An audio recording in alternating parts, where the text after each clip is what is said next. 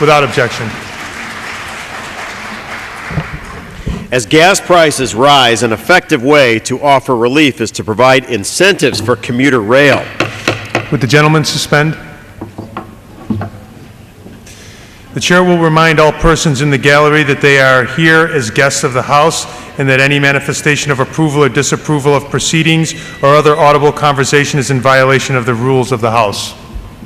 The gentleman may continue. As gas prices rise, an effective way to offer relief is to provide incentives for commuter rail. Commuter rail saves America 4 million gallons of gas a day, and saving each individual commuter over $1,600 a year. Next week, the Speaker will bring up legislation that will offer only federal employees transit benefits.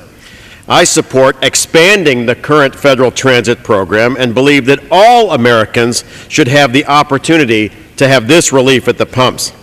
A month ago, I introduced bipartisan legislation that creating opportunities to motivate mass transit utilization to encourage ridership, or the Commuter Act of 2008.